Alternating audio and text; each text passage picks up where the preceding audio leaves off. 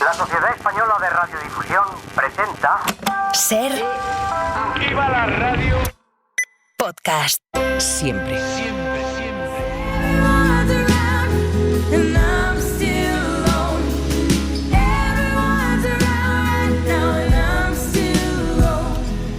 Juanjo Millas, buenos días. Buenos días, Javier de Pino. Bueno, dos viejos hablando por televisión, pero uno hablando más que otro, ¿eh? No. Sí. No, pero ¿qué ganas tenéis? ¿Quién habla más que otro? Hablo mucho más que tú. No, Bueno, yo quería escucharte más, no te escuché todo lo que quería escuchar. Pero qué tonterías dices. No, es verdad. No, es verdad, lo ha hecho más gente también. Bueno, Arzuaga se expresa mejor que yo también. No, es verdad. No. De todos modos, qué mezquindad esta, ¿no? O sea, qué mezquindad.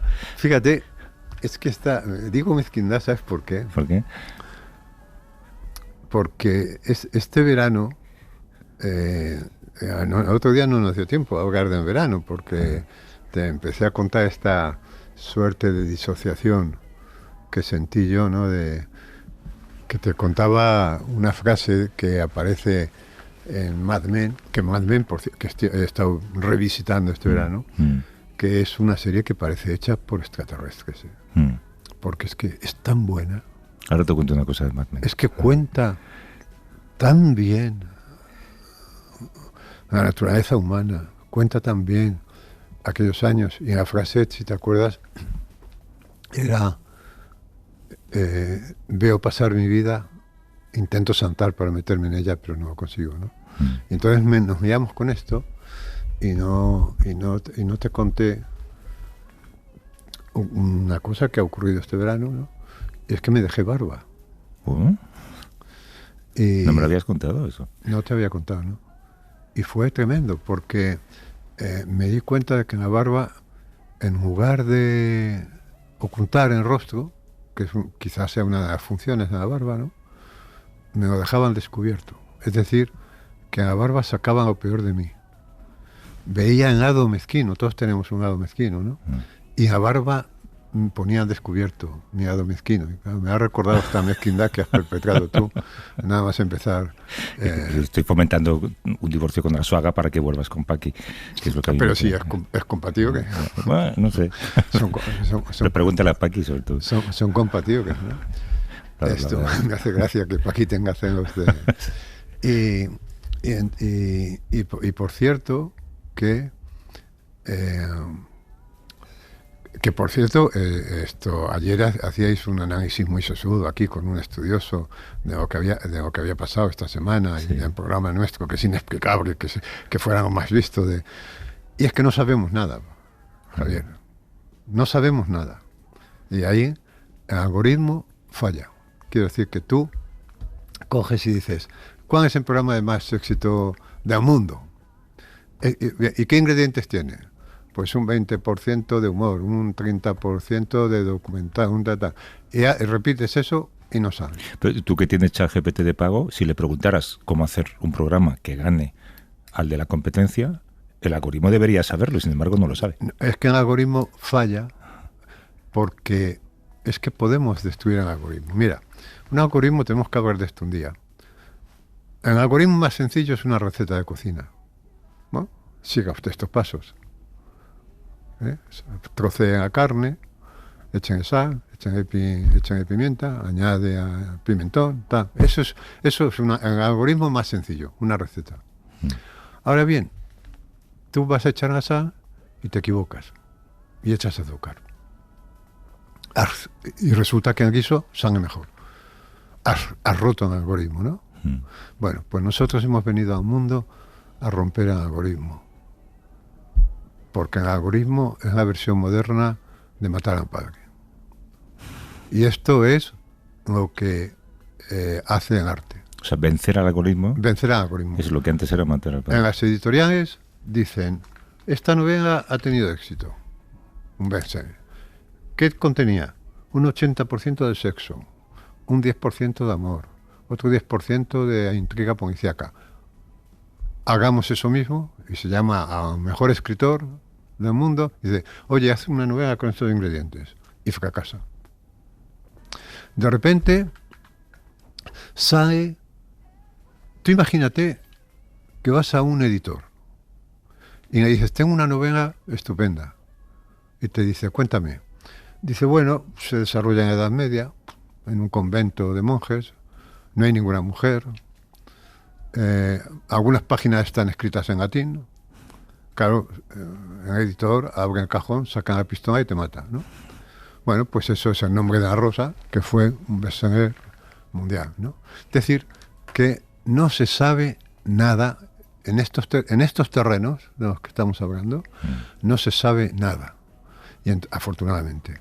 Y ahí, bueno, a posteriori todo se explica, claro, a posteriori pues dicen, no, es que Broncano triunfó por esto, así, habremos dicho usted a priori, porque a priori la idea es que Broncano se iba a quedar a una distancia brutal de eso, y lo que nadie puede explicar es que el tercer día, que es el tercer día de mayor audiencia, el programa más visto en Minuto de Oro y tal, tiene invitados a 2 ancianos hablando de un libro que habla sobre la conciencia. Por eso te digo, no sabemos nada. Oye, lo de la barba, porque dices que sacaba lo peor de ti. Porque yo me veía en el espejo y me ¿Y te imaginabas cometiendo, es que me veía, delitos? veía mi lado oscuro. Y me daba... Es curioso porque hay un libro que se llama Testosterona, de Carol Hoover, que la entrevistamos en el programa. Ella es una endocrinóloga en Harvard, y ella cuenta que la barba, las mujeres la ven como un accesorio estético, pero los hombres ven a otros hombres con barba como un signo de dominancia y de agresividad. Entonces, claro, tú te ves en el espejo y ves a tu yo agresivo, ¿no? Con barba. No, yo no diría agresivo en mi caso, veía un lado oscuro, todos tenemos un lado malo, que lo malo no es tenerlo, porque es inevitable, porque estamos hechos de todo eso. Lo malo es no saber que lo tienes para intentar dominarlo. Uno puede ser mezquino, pero ay, coño, me estoy comportando mezquinamente, me voy a callar, que es lo que tenías que haber hecho tú hace un rato, ¿no? O sea, lo malo no es tener esos lados, porque los tenemos todos, sino ser conscientes de ellos para poder controlarnos y para poder dominarnos, ¿no? Y entonces pasó eso de la barba, que fue muy importante, parece una memez, pero para mí fue muy importante, ¿no? Y luego pasó otra cosa que se ha reeditado con el reportaje este que he hecho con Paqui, luego verás por qué. Y es que hay otro momento de Mad Men, es que Mad Men, te lo digo, es alucinante porque dices, no hay inteligencia humana capaz de escribir estos diálogos que nos retratan, ¿no? También. Y es un momento en el que el protagonista, ¿no?, ha empezado a escribir un diario. Y en la primera frase de ese diario dice: cuando un hombre entra en una habitación, toda su vida entra en ella, en esa habitación.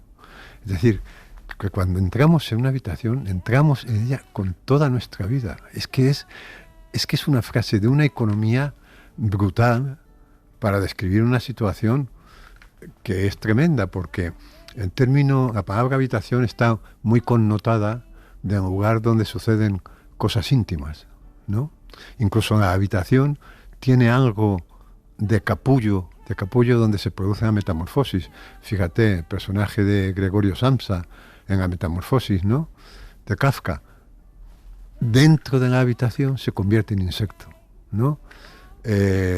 La habitación, fíjate qué importante es en la novela de Virginia Woolf, por ejemplo, ¿no?, en una habitación propia, o yo qué sé, en Pedro Páramo, las habitaciones son muy importantes en la novela de García Márquez, en 100 años de soledad, porque la habitación física es la metáfora de la habitación mental, ¿no?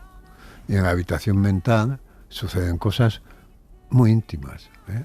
Entonces, fíjate, el adolescente que llega un día de casa al instituto, que llega del instituto a casa y por primera vez se entra en su habitación y cierra la puerta. Por primera vez. Los padres se quedan asombrados. Y al día siguiente sale transformado, no en un insecto, pero sí en alguien que en lugar de decir hola papá, dice hola papá, ¿no? O sea, entonces esta idea de que cuando entras en una habitación, entras con toda tu vida en ella, de repente me hizo como revisar toda mi vida, ¿no? Que además tenía mucho que ver con algo que estoy escribiendo, ¿no? Y la imagen que tenía yo es la de mí mismo cabalgando sobre mi cuerpo, sobre un cuerpo que a medida que cabalgaba iba cambiando. Tú imagínate una carrera de caballos en la que el jinete no cambia, pero el caballo, a medida que va avanzando en metros, va cambiando, ¿no? Pero Bueno, tú eras los dos. yo era el jinete que cabalgaba sobre mi cuerpo, extrañado de las transformaciones de mi cuerpo, ¿no? La extrañeza de la niñez, la extrañeza de la adolescencia, donde, por ejemplo, yo tenía problemas de relación en general. Yo siempre he tenido problemas de relación con el mundo, ¿no? Pero especialmente en esa época que es tan importante relación con las chicas, porque yo creo que iba para psicópata, pero afortunadamente, te desviaste. Afortunadamente me faltó talento, ¿no? Y entonces, y eso se debía notar en mi mirada. Y claro, un psicópata sin talento es una persona buena, porque ha visto en otro lado. Ha visto en otro lado, pero... Y yo creo que era un psicópata sin talento, ¿no?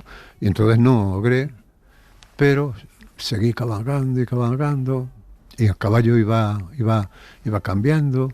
Llegué a la juventud, me vi que ya había conseguido imitar los gestos de los otros, me integré a base de imitar. Para que no se notara nada, ¿no? Para que no se notaran mi extraterrestridad, como se diga, ¿no? Esto cabalgaba y vendía enciclopedias puerta a puerta, una época terrible. Cabalgaba y estaba en una oficina y salía de la oficina a las 8 de la noche. Se había hecho, ya era de noche, ya se veía la luna. Y mientras hacían movimientos mecánicos en la oficina de cambiar los papeles de la izquierda a la derecha, en lo de la derecha a la izquierda, escribía mentalmente versos que memorizaba para luego al llegar a casa. Recuerdo uno de esos versos que decía: pon algo de los Beatles que me voy a morir. Así empezaba un poema. Eran poemas cortos de 5 o 6 versos que memoricé. Bueno, y continuaba cabalgando y mi cuerpo iba cambiando, y me casaba una vez y tenía un hijo, y me casaba otra vez y tenía otro hijo, y morían los padres y morían los hermanos, y yo seguía cabalgando. Y ya llegué a un punto, que es en el que estoy ahora, en el que ya se veían las llamas azules del horno crematorio, que son de una pureza brutal, ¿no? Yo no sé si tú has tenido algún calentador de gas, de butano o de gas, de estos que se ve la llama, y si cuando funciona bien, la llama es azul, pero de una pureza brutal. Y yo ya veía a mis lados, y yo veía que voy ya delante de ti, delante de Paqui, delante de tanta gente, porque yo ya veo algo que vosotros no veis, y seguía cabalgando.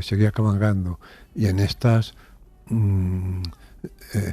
sonó el teléfono un día, y era mi nieto que llamaba desde el coche de su padre, que lo traía del colegio, y me decía: Abu, ¿me das 10 euros? Y su padre, yo oía que su padre decía: pero, Teo, ¿cómo me pides? Y yo decía: sí, hijo, 10 euros, 20, los que quieras, porque él no sabe ni lo que son 10 euros, yo creo, ¿no? Y yo seguía cabalgando, y mi nieto volvía a su posición, mucho más detrás de mí, y veía a Paqui empeñada en hacer el mejor reportaje del mundo. Y ya cuando no ha contestado el teléfono, se presentaba en mi casa, ¿no?, para hacer el reportaje, porque está empeñada en hacer, y me producía una ternura infinita esa esa tozudez, esa tozudez. Digo, descansa ya, Paqui, por favor. Claro, ya cabanga detrás de mí, ¿no? Seguía cabangando, veía todo eso. Y cuando movía la cabeza, pensaba, joder, qué duro ha sido todo, pero qué hermoso. Qué duro ha sido todo y qué hermoso. Y qué difícil separar lo duro de lo hermoso. Todo ha sido simultáneamente duro, a veces durísimo, y hermoso, a veces hermosísimo, ¿no?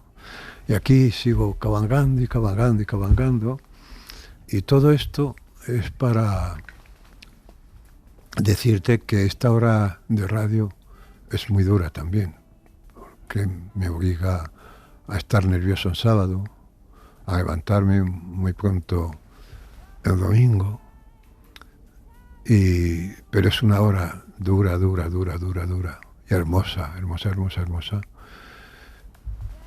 Y tengo que decir a Montserrat Domínguez, que es la jefa de todo este tinglado, que esto es tan duro y tan hermoso que no debería pagarme nada o subirme el sueldo.